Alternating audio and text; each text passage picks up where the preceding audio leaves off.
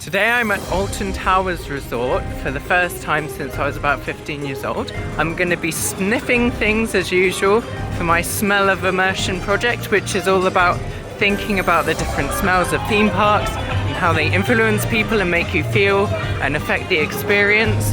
At the entrance there was all this lovely foliage, it was nice and welcoming, and it had a lovely nature smell, so that was nice. It reminded me a bit of Efteling. I've just been on the Smiler and Oblivion.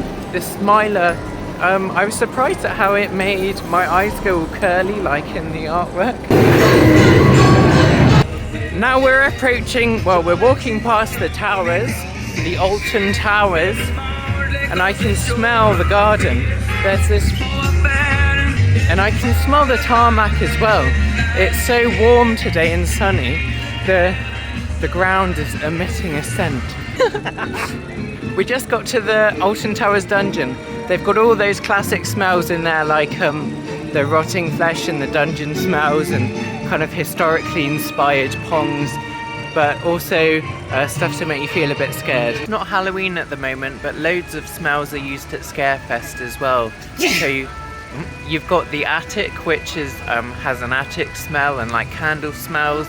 So the purpose of those smells is to kind of make a creepy atmosphere. And then contrastingly, you've got the skin snatchers, where there's like volcano and machine oil, and it's all a bit more raw and scary. And then there's Darkest Depths, which kind of focuses on disgust with its saltiness and its vomit smells. So it seems that the different mazes, from what I've observed, they seem to kind of evoke specific feelings and reactions. So you've got disgust, fear, and foreboding atmosphere.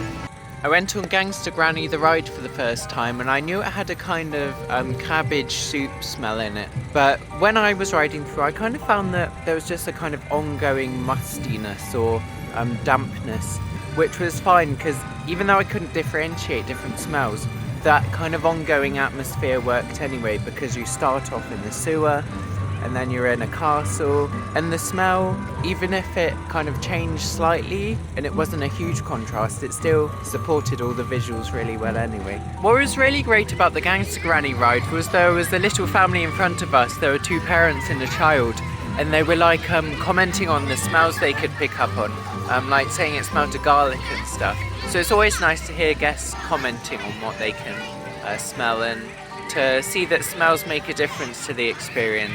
Just been down the food street for the Mardi Gras event. There are lots of different food stands, and they all have like distinct smells, so it's kind of good to help you differentiate what they're actually selling, because the signage isn't completely clear on all of them, but just by sniffing them as you go past, you immediately know what you're going to get anyway. Just went on the Skyride, and that was my first kind of gondola system. I've never been on something like that before. It was one of my favourite rides, which might be a bit controversial to say, but the views are just so lovely.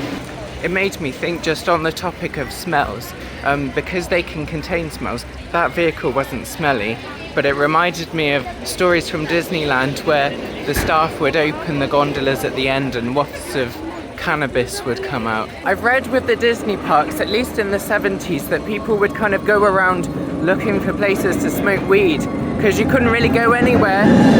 Because you couldn't really go anywhere. Because you couldn't really go anywhere where it wouldn't be, the smell wouldn't be picked up.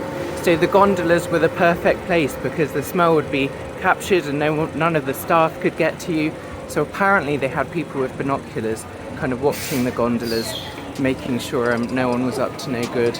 Just outside the old Sub-Terra building, as it happens, I was reading yesterday some aroma recipes in the old Aroma Prime recipe book, and apparently the alien egg nest smell was made of some kind of old river smells, and also a bit of musty, and I think it had some cut grass in it.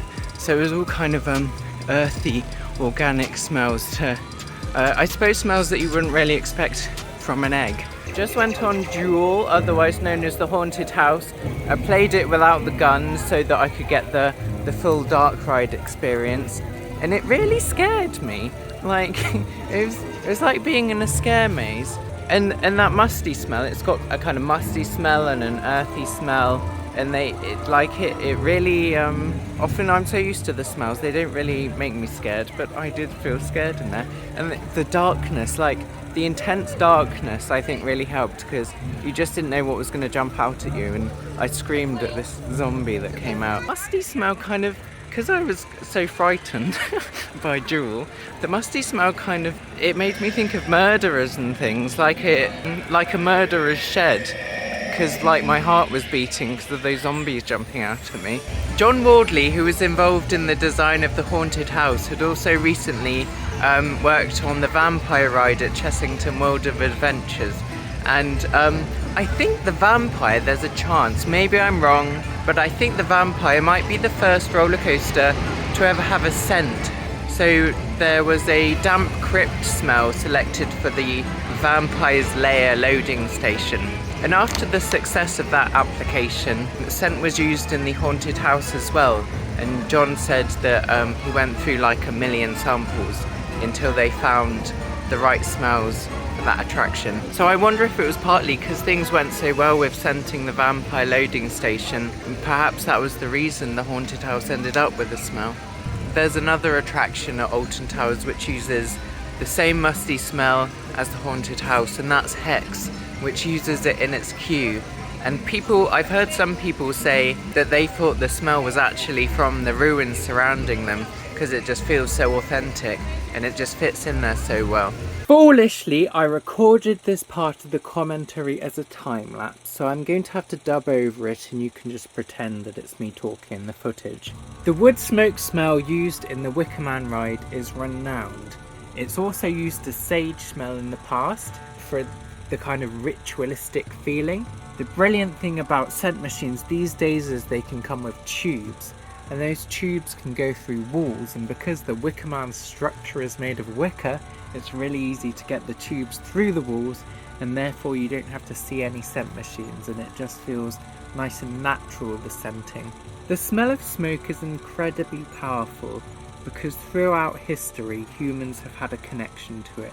We find it scary, we find it exciting, it's brilliant for building anticipation and triggering that kind of primal fight or flight feeling. It's not there anymore, but the Charlie and the Chocolate Factory ride that used to be here had a chocolate smell, which actually happens to be used by the Roald Dahl Museum these days. So it's kind of accidentally become the smell of Charlie and the Chocolate Factory at different attractions. I just had a lovely walk through Sharkbait Reef. There are some nice kind of organic smells from the salty seawater, which always makes things more authentic, because they have to use like proper salty replica seawater so that it's all right for the fish. And I understand they've also used some artificial scents in there in the past, just to add that extra bit of atmosphere. Interestingly, we just walked past an ice cream van which seems to have the engine on, so you could smell that petrol coming out. Didn't think it was necessary to have that on to make ice cream. Exploring the CBeebies land, and there's a sensory garden which they have at Sea Life Weymouth as well, and there are lots of kind of herby plants that you can rub and sniff and touch. Just went into the shop at the exit of the In the Night Garden ride, and I noticed it kind of smells like the shops at Disneyland, and I think that's because of the soft toys that are everywhere, and they kind of smell like a toy shop as well. So I guess the products kind of make that similarity. Naturally, the coffee shop kind of just smells like coffee, but always good to have boost people's appetites. I'll often say there's a kind of sweet smell in the Towers trading shop, but I didn't smell anything today. I assume it's just from the sweets, really. Now on my way back after a fabulous day at Alton Towers Resort. I think my favourite parts were going on Wicker Man and smelling the wood smoke and being so immersed by it and having those kind of personal, emotional memories of being in like immersive historical experiences kind of coming back. I really did feel like I was in some kind of well-themed museum. And then my other favourite was Duel, because it really did scare me, and because I'm so used to the musty smell from work, like having that make me feel scared and uncomfortable is kind of a nice surprise and something different, and it was nice to experience it in that kind of context and actually be pretty terrified by it as the horrible zombies jumped out in the pitch blackness. So it's been a good day of sniffing.